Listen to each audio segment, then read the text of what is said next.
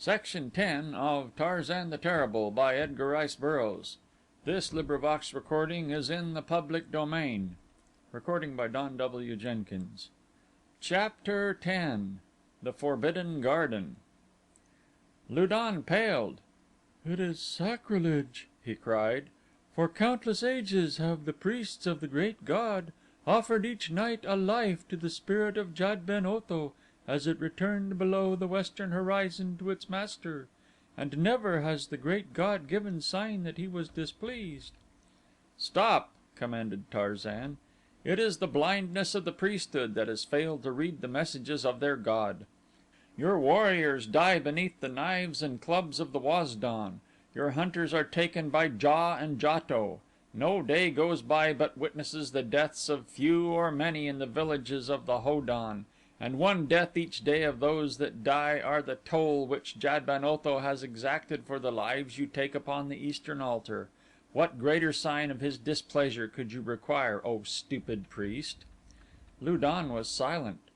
There was raging within him a great conflict between his fear that this indeed might be the son of god and his hope that it was not, but at last his fear won and he bowed his head. "The son of Jad ben Otho has spoken," he said, and turning to one of the lesser priests, "remove the bars and return these people from whence they came." He thus addressed did as he was bid, and as the bars came down the prisoners, now all fully aware of the miracle that had saved them, crowded forward and throwing themselves upon their knees before Tarzan raised their voices in thanksgiving. Ko tan was almost as staggered as the high priest by this ruthless overturning of an age-old religious rite. "But what," he cried, "may we do that will be pleasing in the eyes of Jad ben Otho?" turning a look of puzzled apprehension toward the ape man. "If you seek to please your god," he replied, "place upon your altars such gifts of food and apparel as are most welcome in the city of your people. These things will Jad ben Otho bless, when you may distribute them among those of the city who need them most.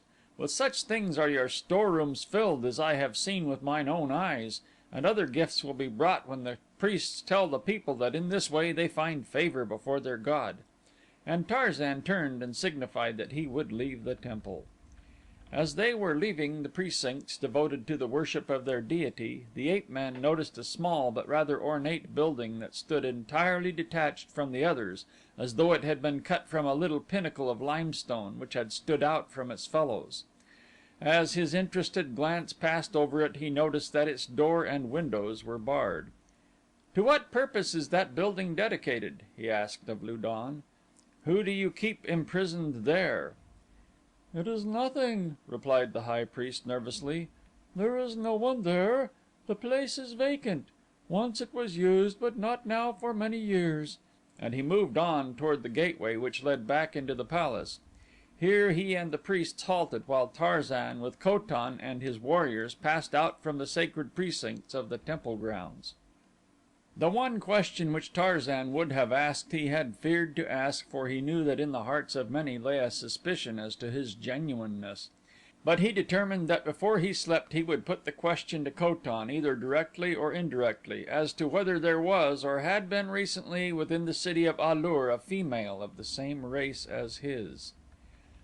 As their evening meal was being served to them in the banquet hall of Ko tan's palace by a part of the army of black slaves upon whose shoulders fell the burden of all the heavy and menial tasks of the city, Tarzan noticed that there came to the eyes of one of the slaves what was apparently an expression of startled recognition as he looked upon the ape man for the first time in the banquet hall of Ko tan.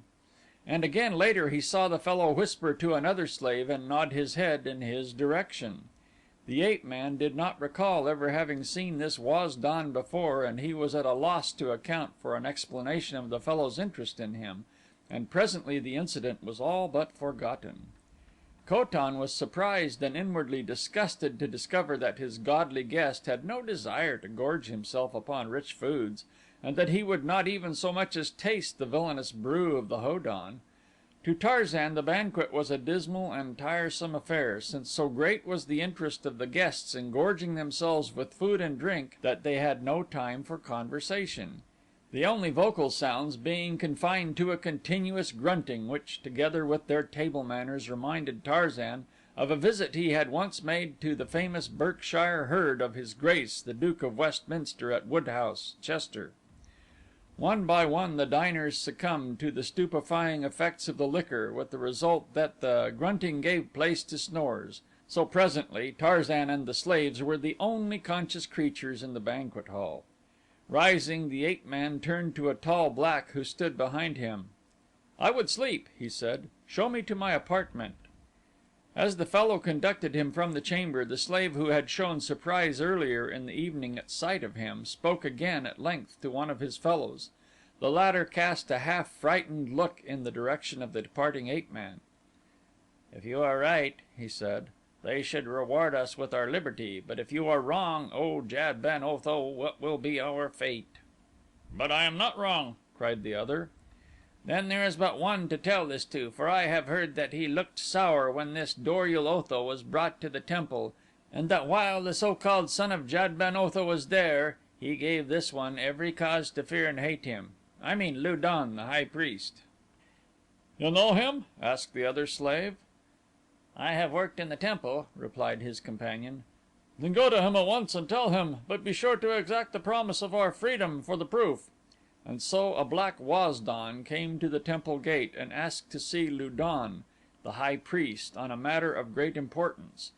And though the hour was late, Lu don saw him, and when he had heard his story he promised him and his friend not only their freedom but many gifts if they could prove the correctness of their claims. And as the slave talked with the high priest in the temple at U lur, the figure of a man groped its way around the shoulder of Pastor Al ved, and the moonlight glistened from the shiny barrel of an Enfield that was strapped to the naked back, and brass cartridges shed tiny rays of reflected light from their polished cases where they hung in the bandoliers, across the broad brown shoulders and the lean waist. Tarzan's guide conducted him to a chamber overlooking the blue lake, where he found a bed similar to that which he had seen in the villages of the Waz don, merely a raised dais of stone upon which was piled great quantities of furry pelts. And so he lay down to sleep, the question that he most wished to put still unasked and unanswered.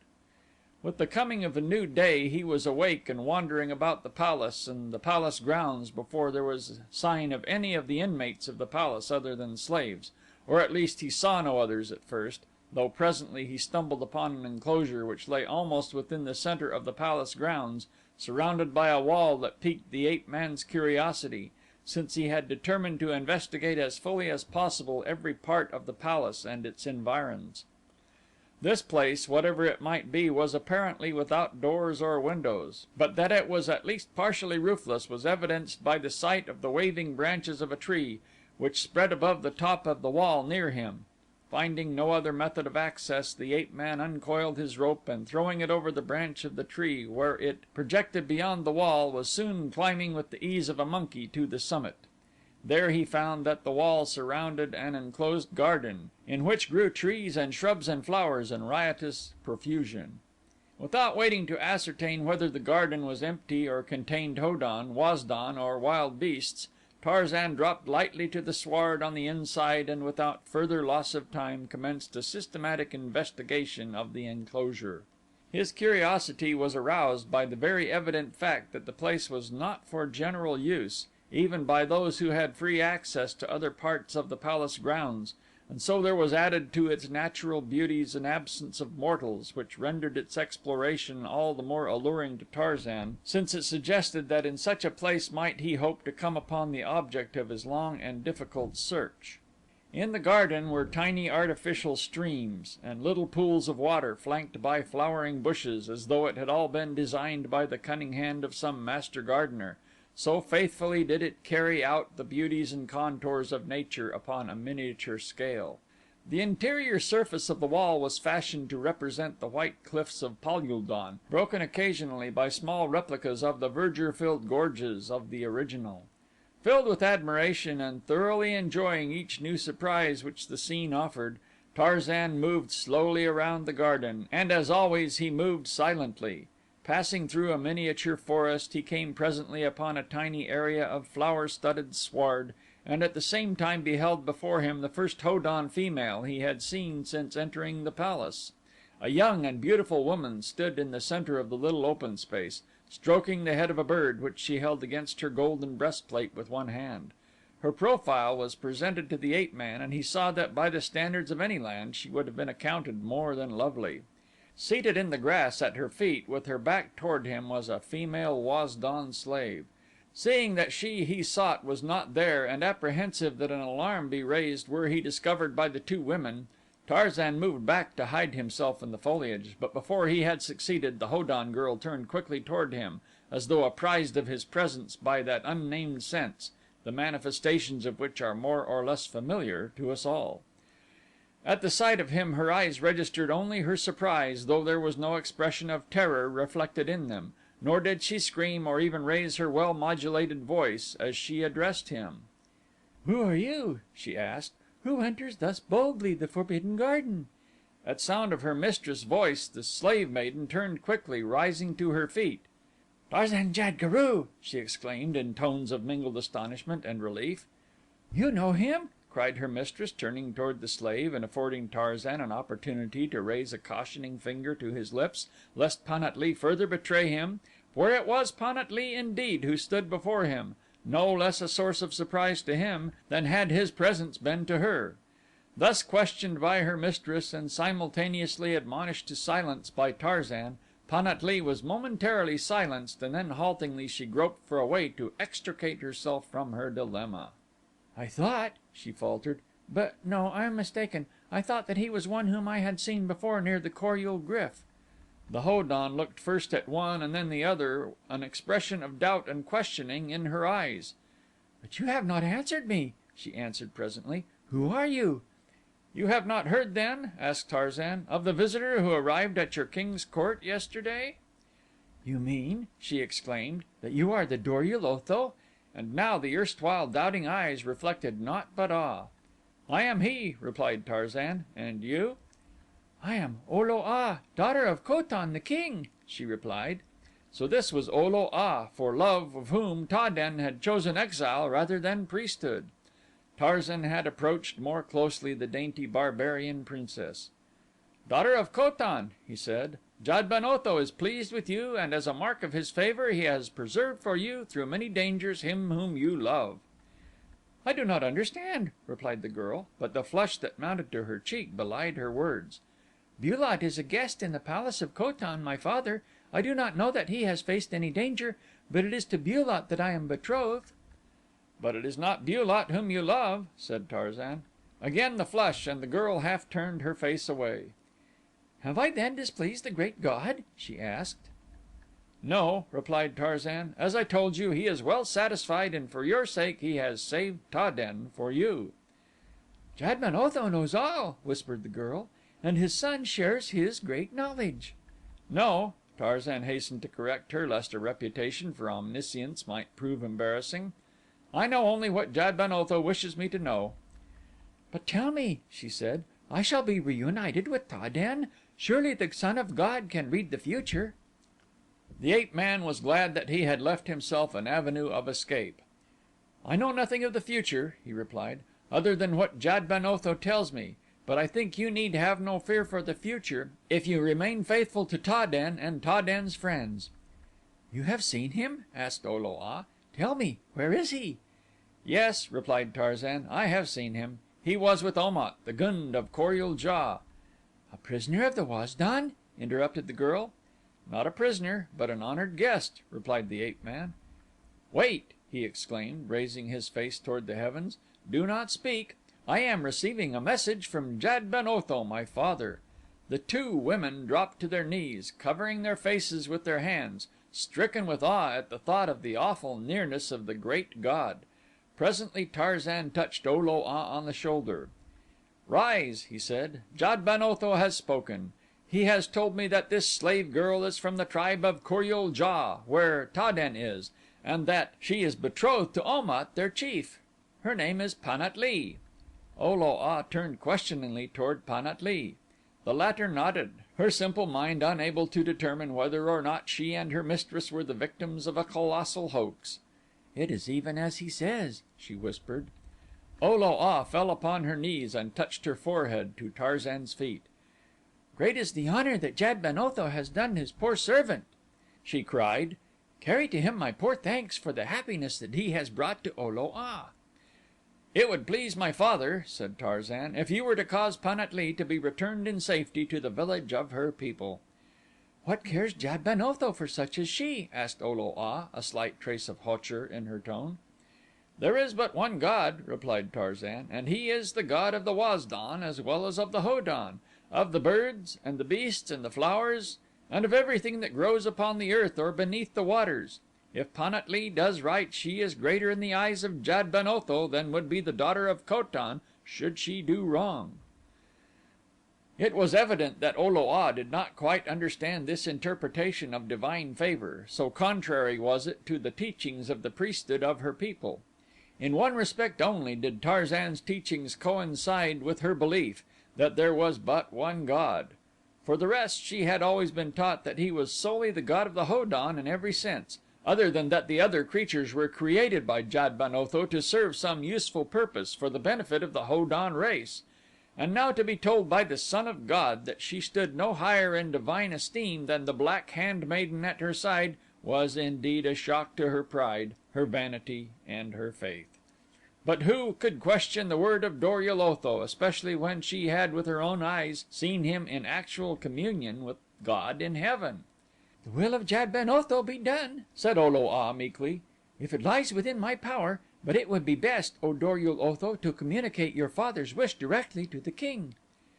"Then keep her with you," said Tarzan, "and see that no harm befalls her." O lo a looked ruefully at Pan at lee. "She was brought to me but yesterday," she said, "and never have I had slave woman who pleased me better. I shall hate to part with her." "But there are others," said Tarzan. "Yes," replied O lo a, "there are others, but there is only one Pan at lee." "Many slaves are brought to the city?" asked Tarzan. "Yes," she replied. "And many strangers come from other lands?" he asked. She shook her head negatively. "Only the Ho don from the other side of the valley of Jad ben Otho," she replied, "and they are not strangers." "Am I then the first stranger to enter the gates of A Lur?" he asked. "Can it be," she parried, "that the son of Jad ben Otho need question a poor ignorant mortal like O lo a?" "As I told you before," replied Tarzan, "Jad ben Otho alone is all knowing." "Then if he wished you to know this thing," retorted O lo a quickly, "you would know it." Inwardly the ape man smiled that this little heathen's astuteness should beat him at his own game, yet in a measure her evasion of the question might be an answer to it. "There have been other strangers here recently?" he persisted. "I cannot tell you what I do not know," she replied. "Always is the palace of Ko tan filled with rumors, but how much fact and how much fancy, how may a woman of the palace know?" "There has been such a rumor then?" he asked. "It was only a rumor that reached the Forbidden Garden," she replied. "It described perhaps a woman of another race?" As he put the question and awaited her answer he thought that his heart ceased to beat, so grave to him was the issue at stake. The girl hesitated before replying, and then: "No," she said, "I cannot speak of this thing, for if it be of sufficient importance to elicit the interest of the gods, then indeed would I be subject to the wrath of my father should I discuss it." "In the name of Jad ben Otho, I command you to speak," said Tarzan. "In the name of Jad ben Otho, in whose hands lies the fate of Ta den." The girl paled. "Have mercy," she cried, "and for the sake of Ta den I will tell you all that I know." "Tell what?" demanded a stern voice from the shrubbery behind them. The three turned to see the figure of Ko tan emerging from the foliage. An angry scowl distorted his kingly features, but at sight of Tarzan it gave place to an expression of surprise not unmixed with fear. "Dor ul Otho!" he exclaimed. "I did not know that it was you," and then, raising his head and squaring his shoulders, he said: "But there are places where even the son of the great god may not walk, and this, the Forbidden Garden of Ko tan, is one." It was a challenge, but despite the king's bold front there was a note of apology in it, indicating that in his superstitious mind there flourished the inherent fear of man for his maker. "Come, Dor ul Otho," he continued. "I do not know all this foolish child has said to you, but whatever you would know Ko tan the king will tell you. O lo a, go to your quarters immediately." and he pointed with a stern finger toward the opposite end of the garden. The princess, followed by Pan at lee, turned at once and left them. "We will go this way," said Ko tan, and proceeding, led Tarzan in another direction. Close to that part of the wall which they approached Tarzan perceived a grotto in the miniature cliff into the interior of which Ko tan led him and down a rocky stairway to a gloomy corridor the opposite end of which opened into the palace proper. Two armed warriors stood at this entrance to the forbidden garden, evidencing how jealously were the sacred precincts of the palace guarded. In silence Ko tan led the way back to his own quarters in the palace. A large chamber just outside the room toward which Ko tan was leading his guest was filled with chiefs and warriors awaiting the pleasure of their ruler. As the two entered, an aisle was formed for them the length of the chamber, down which they passed in silence. Close to the farther door and half hidden by the warriors who stood before him was Lu don, the high priest.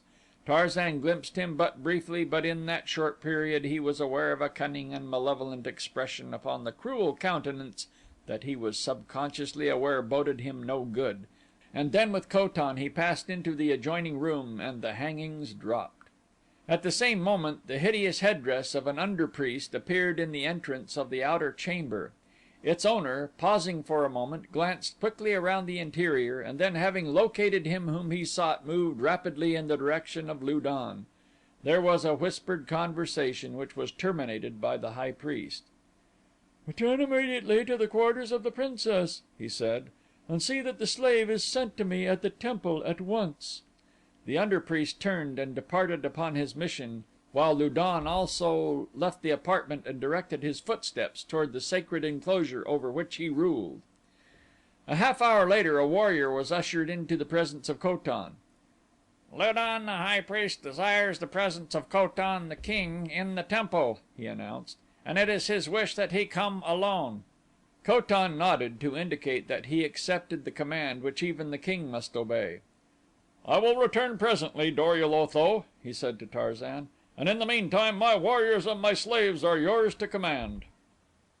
End of Chapter 10. Read by Don W. Jenkins, Rancho San Diego, California. Shaggybark.blogspot.com